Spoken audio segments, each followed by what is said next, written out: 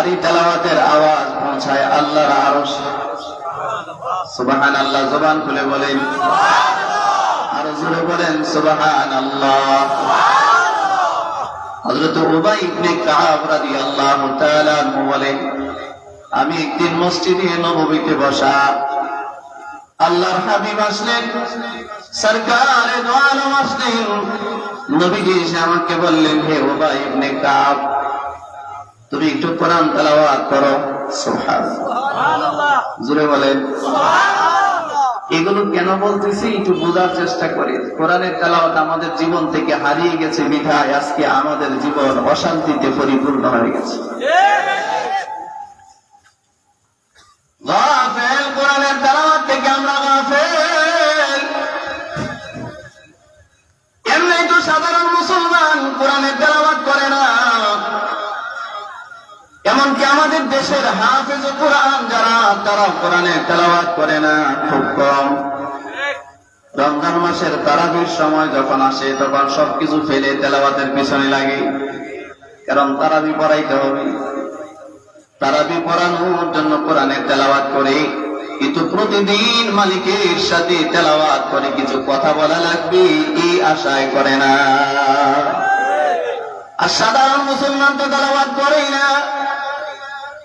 এখানে আপনারা কয়জন মানুষ আছেন যে বলবেন পুরো 1 বছরের ভিতরে কোরআনে কারীম আমি আমার ঘরের মধ্যে নিয়ে বসে 10 মিনিট, 20 মিনিট, 15 মিনিট প্রতিদিন পড়ি? কয়জন মানুষ আছেন?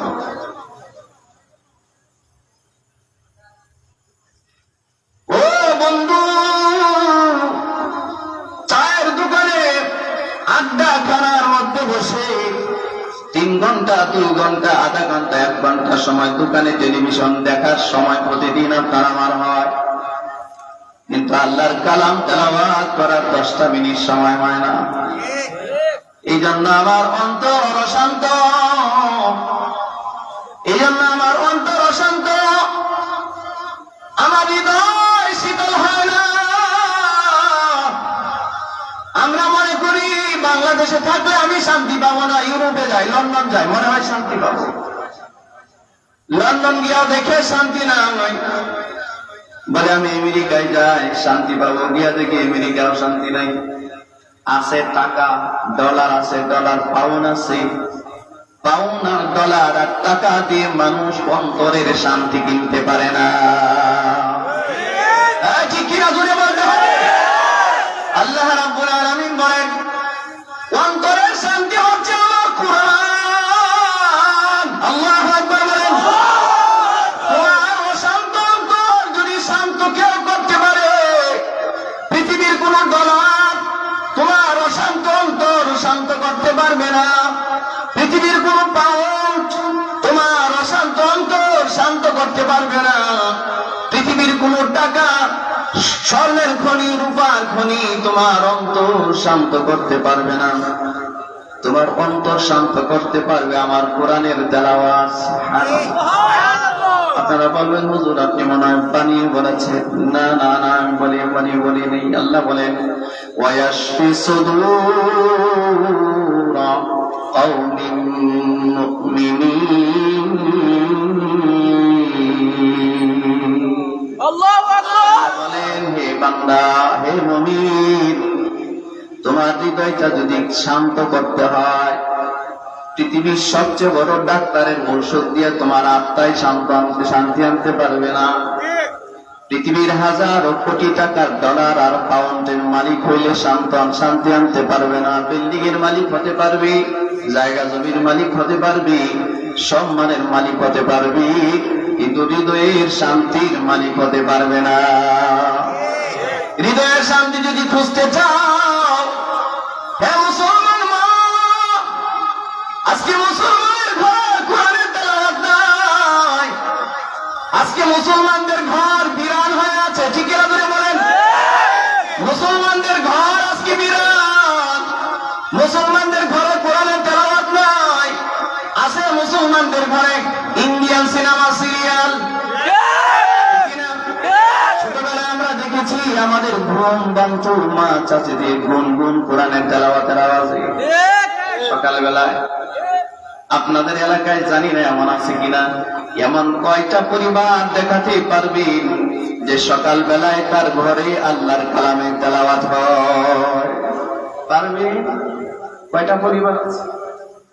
এই জন্য দেখা গেছে আপনার পরিবারের 10 জন সদস্য লন্ডন, আমেরিকা, ইউরোপের বিভিন্ন দেশে থাকে, প্রতি মাসে লাখ লাখ টাকা পাঠায়, সব চলে, কিন্তু কেন জানি হৃদয়ে শান্তি নেই। কথা বলে কষ্ট লাগে, খারাপ লাগতেছে। লাখ লাখ টাকা পাঠাচ্ছে বিদেশ থেকে, আলহামদুলিল্লাহ আপনাদের এলাকার মানুষ তো ইউরোপিয়ান বেশি, হৃদয়ে শান্তি নাই।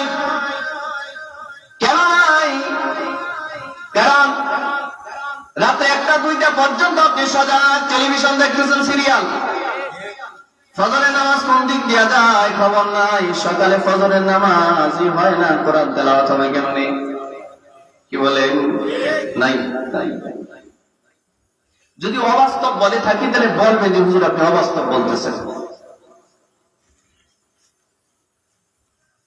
লন্ডন যাওয়ার পরেও শান্তি নাই কেন? আমেরিকা যাওয়ার পরেও শান্তি নাই কেন? ঢাকায় গুলশানে বসবাস করার পরেও শান্তি নাই কেন? আল্লাহর কসম, সারা দুনিয়ার সমস্ত দামি দামি শহরে আপনি ঘুরতে পারবেন, কিন্তু হৃদয়ে শান্তি আনতে পারবেন না যতক্ষণ পর্যন্ত কোরআনকে ভালো না বাসবেন, যতক্ষণ পর্যন্ত কোরআনের তেলাওয়াত জীবনে না আনবেন। কি আলেম, কি গায়রে আলেম, কি হাফেজ, কি গায়রে হাফেজ, কি নারী, কি পুরুষ, মুমিন মাত্রই কোরআনের তেলাওয়াত যদি তার জীবনে না আসে, শান্তির সুবাতাস সে কোনোদিন পাবে না। শান্তির সুবাতাস পাবে না, সে সরল পথে সন্ধান পাবে না, শান্তির ঠিকানা পাবে না। আল্লাহ তাআলা এই জন্য বলেছেন, ওয়ায়াশফি সুদুরা কওমিন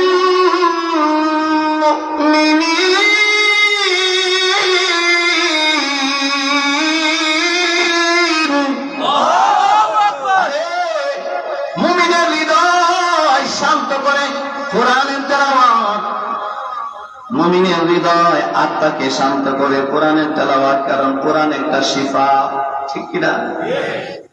وَنُنَزِّلُ مِنَ الْقُرْآنِ مَا هُوَ شِفَاءٌ اللَّهُ أَكْبَرُ وَنُنَزِّلُ مِنَ الْقُرْآنِ مَا هُوَ شِفَاءٌ আমি কোরআন নাযিল করেছি এটা শিফা হিসাবে, ঔষধ, মেডিসিন হিসাবে। কার জন্য?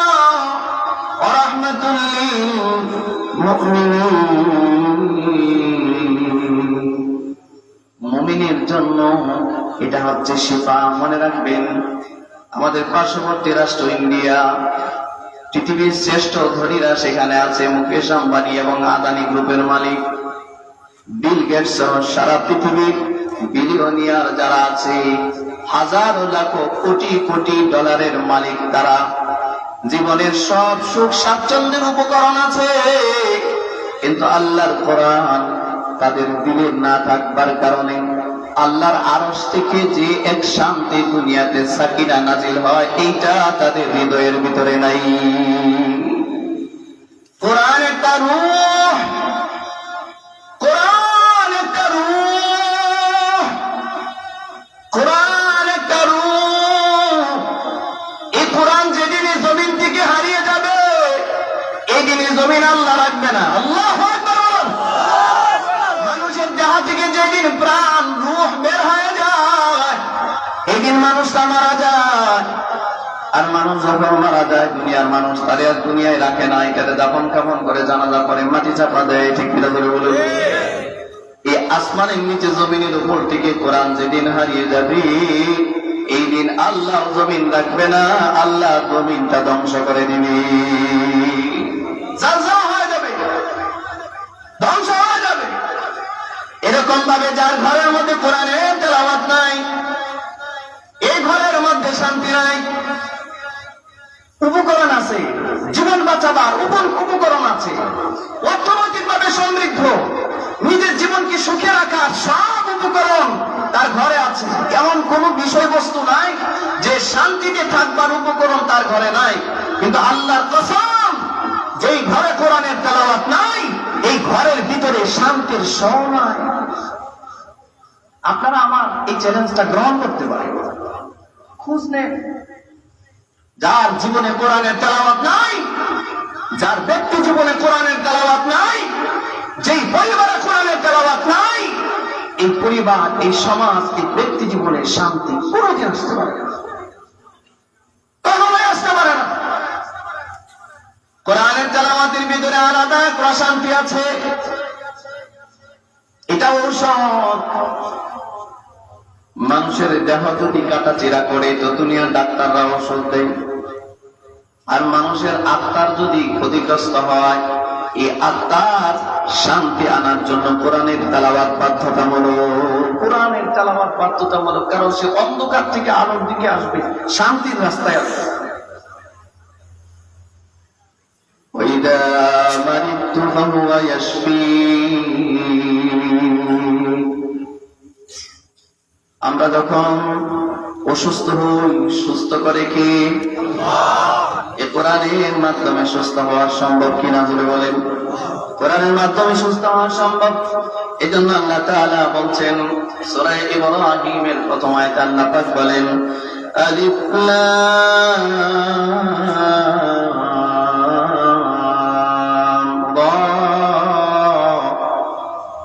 কিতাবুন আনজালনাহু ইলাইকা লিতুখরিজান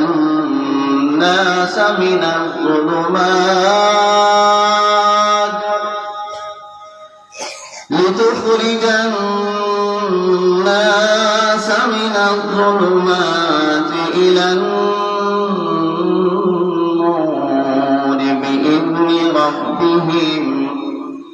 بإذن ربهم إلى صراط العزيز الحميد।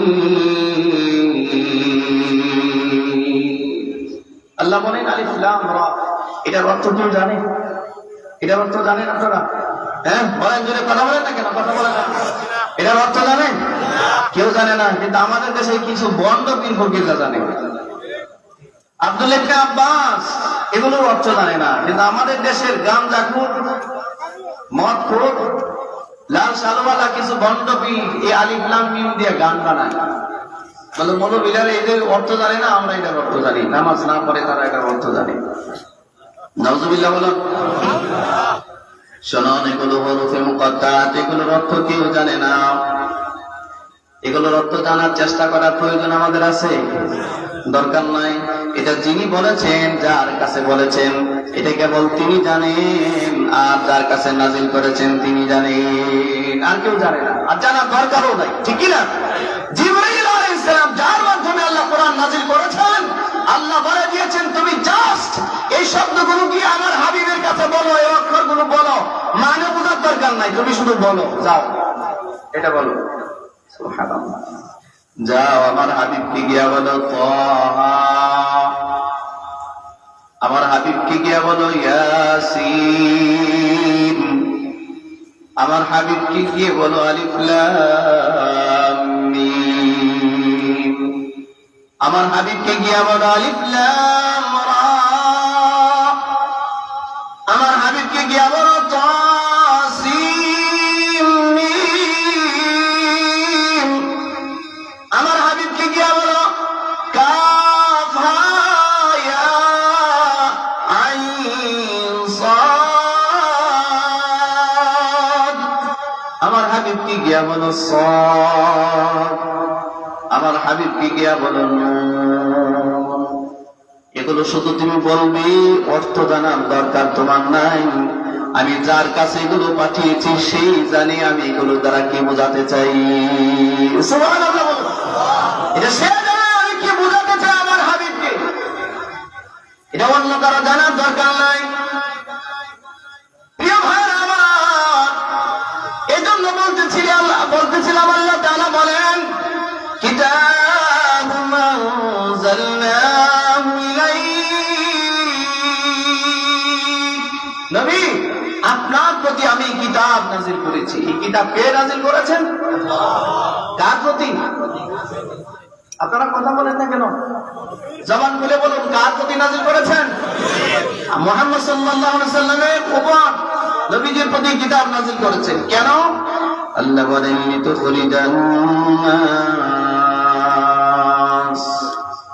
আপনি যেন মানব জাতিকে বের করতে পারেন মিনাজ যুলুমাতি ইলান নূরি বিইذনি রাব্বিহিম, আপনার রবের আদেশে দুনিয়ার মানুষগুলোকে অন্ধকার থেকে যেন আলোর দিকে নিয়ে আসতে পারেন।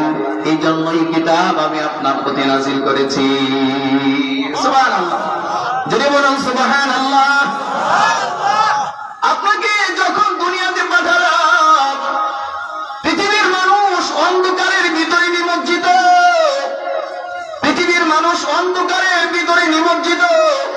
মক্কার কাফেররা মূর্তি পূজায় ব্যস্ত, মক্কার কাফেররা লাত আর উজ্জার পূজায় ব্যস্ত, হুবল আর মানাতের পূজায় ব্যস্ত, কেউ বা পাথর পূজায় ব্যস্ত, কেউ বা ব্যক্তির পূজায় ব্যস্ত, কেউ বা সূর্যের পূজায় ব্যস্ত, কেউ বা চন্দ্রের পূজায় ব্যস্ত।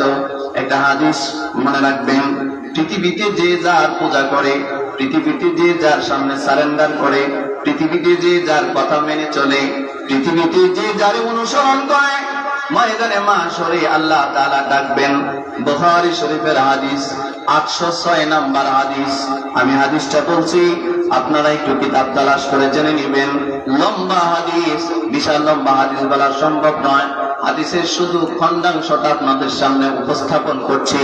আল্লাহ তাআলার হাবিব বলেন, হাসরের ময়দানে যে যার পূজা করত, যেমন পৃথিবীর মূর্তি পূজারীরা যারা মূর্তি পূজা করত, পৃথিবীর মূর্তি পূজারীরা যারা মূর্তির পূজা করত, পৃথিবীর যে সমস্ত মানুষ চন্দ্রের পূজা করত, সূর্যের পূজা করত, পৃথিবীর যে সমস্ত মানুষ হুবল মানাত এগুলোর পূজা করত, লাত উজ্জার পূজা করত, যাদের কথা মেনে চলতো, এই মানুষগুলোকে, এই মূর্তিগুলোকে হাসরের মাঠে আল্লাহ ডাকবেন। আর মানুষগুলোকে ডেকে বলবেন, তোমরা যাদের পূজা করতে এবার তাদের অনুসরণ করো, এরাও যেমন জাহান্নামে যাবে তোমরাও জাহান্নামে যাবে, যাও তোমরাও জাহান্নামে যাও। মন চাইলো গিয়া কোথাও মাজারে সিজদা মারলাম, মন চাইলো কোথাও ল্যাংটা পীর আসছে তার সামনে গিয়া সিজদা দিয়ে দিলাম, মন চাইলো যারা তারা পীর বানিয়ে দিলাম, যে ভণ্ড পীর, ঠিক কি ধরে বলেন? মন চাইলো যারে তারে আপনি নেতা বানিয়ে দিলেন, যেই নেতা সারা রাত ভরা মদ খায় আপনি নেতা বানায় নিয়েছেন, ঠিক কিনা? এই নেতারে হাসরের মাঠে আল্লাহ ডাকবে আর বলবে, যার কথা মেনে জিন্দেগি চালাইতে যাও, ওর যেই গতি তোমারও সেই গতি, সে যে রাস্তায় যাবে তুমিও সেই রাস্তায় যাও, যাও। সুতরাং যারে তারে মানা যাবে না, যার তার পিছনে দৌড়া যাবে না। এই কথা বলেন, জোরে বলেন, ঠিক কিনা? আপনাদের কি আমার কথা বুঝতে অসুবিধা হচ্ছে? সমস্যা হচ্ছে? কথা বুঝতেছেন? ভাষা বুঝতেছেন? আমার সমস্যা হচ্ছে না তো? আপনারা যেই সংখ্যক মানুষ এখানে আছেন, এখনো খুব বেশি না, অল্পই। আলহামদুলিল্লাহ, আমি ঢাকায় 2টা মসজিদে জমা পড়াই, একটা খিলখিতে, একটা বাড়িদারা। বাড়িদারা যে মসজিদে জমা পড়ায়, এখানে প্রায় 10 থেকে 15,000 মুসল্লি নামাজ পড়ে। আপনারা এখানে কয়জন লোক আছে? এটা আল্লাহ তাআলা প্রেমের পানি। ওখানে আন্ডারগ্রাউন্ডে নিচে মহিলায় নামাজ পড়ে 1500 পড়ে, শুধু নিচে। তা সে অনুযায়ী লোক সংখ্যা কম। যতটুকু আছেন, হ্যাঁ না একটু বইলেন, একটু জোরে সুরে বইলেন, মানে থাকবে তো ইনশাআল্লাহ। হ্যাঁ না বললে তো বুঝবো না যে আপনারা আমার কথা বুঝতেছে কিনা, আমি বুঝতে পারবো না এটা। সম্মানিত ভাইয়েরা আমার, এই কিতাব নাযিল করেছেন আল্লাহ তার হাবিবের উপরে। এই জন্য যে যে মানুষগুলো পথহারা অবস্থায় আছে, গুমরাহী অবস্থায় আছে, যে মানুষগুলো মূর্তি পূজায় ব্যস্ত আছে, যে মানুষগুলো আবু জাহেলের কথায় চলতেছে, এই মানুষগুলোকে কিভাবে সঠিক পথের দিকে আনা যায়, নূরের দিকে আনা যায়, আলোর দিকে আনা যায়। নূরের দিকে আনা, আলোর দিকে আনার অর্থ হচ্ছে এই মানুষগুলোকে কিভাবে জান্নাতের রাস্তা ধরানো যায়, ঠিক না? এই মানুষগুলোকে কিভাবে জান্নাতের রাস্তা ধরানো যায়, এই জন্য আল্লাহ কোরআন নাযিল করেছেন। কোরআন একটা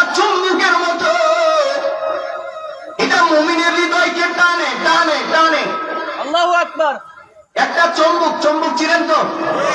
একটা চম্বুক যদি লোহার কাছে নেন, টানবে কিনা? জোরে বলুন, জোরে বলুন। সবাই হাত ওঠান, আপনারা আওয়াজ আসতে দিচ্ছেন ইন্ডিয়ার মুসলমানদের মতো। নড়াচড়া দেন, একজন একটা তাকবীর দেন।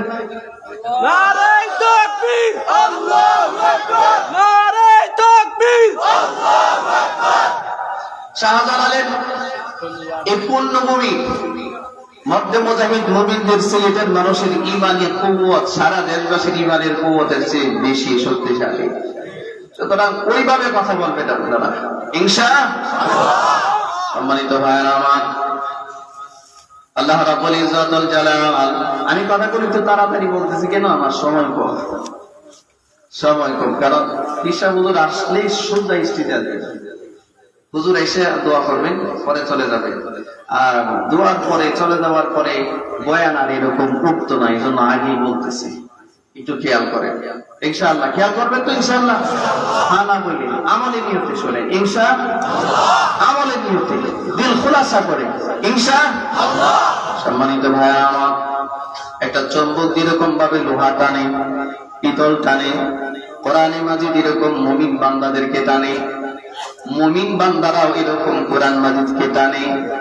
মুমিন বান্দারা কোরআনের তেলাওয়াত শুনলে চোখে পানি রাখতে পারে না, দিল নরম হয়ে যায়। আল্লাহ তাআলা বলেন সূরা মায়েদা ৮১ নম্বর আয়াতের মধ্যে আল্লাহ বলেন, ওয়া ইযা সামি'ু মা উনজিলা ইলা রাসূল,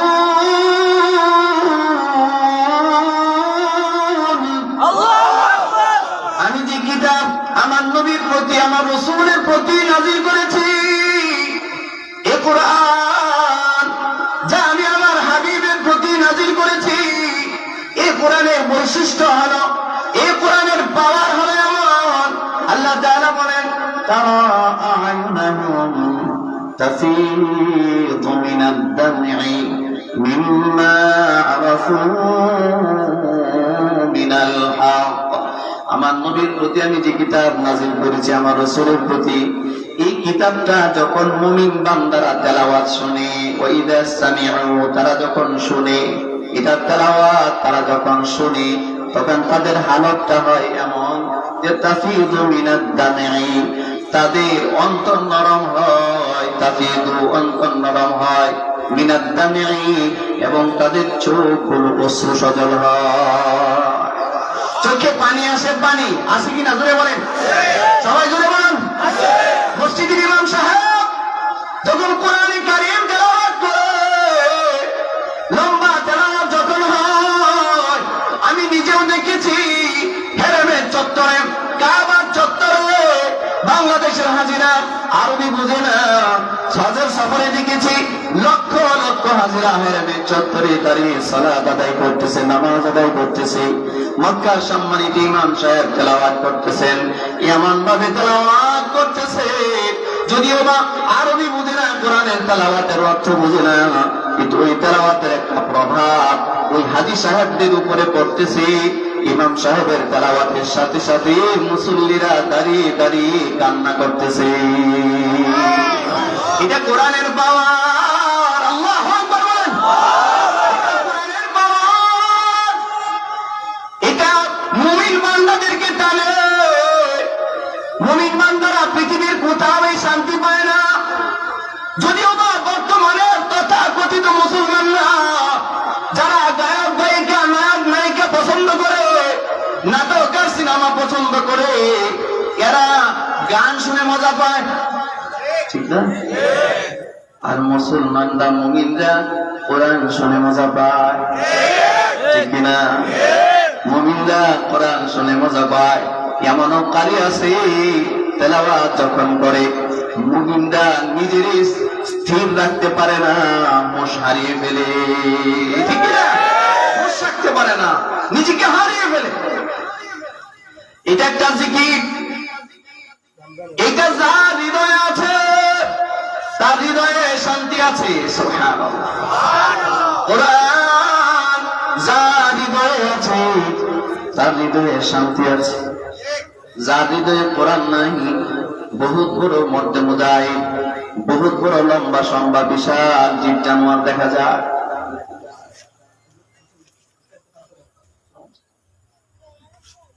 আচ্ছা হুজুর আসলাম। সম্মানিত ভাইয়েরা আমার, লক্ষ্য করেন, খেয়াল করেন, এই কোরআন কারীমের চুম্বক মুমিনের ভিতরে আছে কি নাই? আপনারা আজকে এখানে আসছেন কি কারো চেহারা দেখতে আসছেন? কোরআন কারীমের কথা শুনতে আসছেন, ঠিক না? এটা আকর্ষণ, চুম্বক, এভাবে আসে মানুষ। পৃথিবীর কোথাও এরকম ভাবে কত ধর্ম আছে, হিন্দু, বৌদ্ধ, খ্রিস্টান, ইহুদি, নাসারা, জৈন, শিখ, বহু কিতাবের বহু ধরনের আপনার ধর্মযাজক আছে, তারাও তাদের ধর্মীয় কিতাব পাঠ করে, কিন্তু এইভাবে মানুষ এসে তাদের কিতাবের পাঠ শোনে না। বা তাদের ধর্মীয় কিতাবের এরকম কম্পিটিশন হয় না যে 111টা দেশ, 153টা দেশ একসাথে মিলে প্রতিযোগিতা করবে, এরকম কোন ইতিহাস পৃথিবীতে নাই, ঠিক কিনা ভাই? জোরে বলুন, ঠিক কিনা? সম্মানিত ভাইয়েরা আমার, এজন্য বলতেছি, আল্লাহ রাব্বুল আলামিন বলেন যে এই কোরআনে কারীম মুমিনরা এরা যখন শ্রবণ করে তখন তাদের অন্তর নরম হয়, আর তাদের চোখ দিয়া পানি বের হয়। কি বের হয়? অশ্রু বের হয়। যদিও আপনারা বলবেন হুজুর জীবনেও তো আমাদের চোখ দিয়া পানি বের হইল না, আমি জীবনেও কোনোদিন মসজিদের মধ্যে নামাজ পড়ে চোখ দিয়া পানি বের হয়। আপনারা বলবেন এটার কারণ আপনার আমার গুনাহ যার জীবন জর্জরিত করে ফেলেছে, এর অন্তরটা পাথর হয়ে গেছে।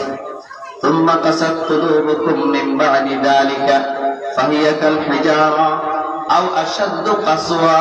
আল্লাহ তাআলা বলেন গুনাহের আবরণের কারণে মানুষের অন্তর, মানুষের কলব এটা পাথরের ন্যায় হয়ে যায়, অথবা পাথরের চেয়েও কঠিন হয়ে যায়। এই কারণে মসজিদের মধ্যে কোরআনের তেলাওয়াতের জন্য ইমাম সাহেব যখন তেলাওয়াত করে মুসল্লির উপরে প্রভাব পড়ে না, যিনি তেলাওয়াত করেন তার উপরে প্রভাব পড়ে না। কারণ কোরআনের মায়া, মমতা, মহব্বত, প্রেম, ভালোবাসা এটা নাই দিলের মধ্যে। এটা যদি দিলের মধ্যে থাকতো তাহলে কোরআনের মায়া, মমতা, কোরআন মাজিদ হাতে নিলে আপনার দিল নরম হয়ে যাবে। আপনারা বলবেন হুজুর বলতেছেন শুনতেছি, আমি আবারও বলতেছি, লক্ষ্য করেন, কোথাও শান্তি পান না, সব জায়গায় অশান্তি, সব জায়গায়, সব জায়গায় অশান্তি, সব জায়গায় অশান্তি, সব জায়গায় সমস্যা। শান্তি কোথাও খুঁজে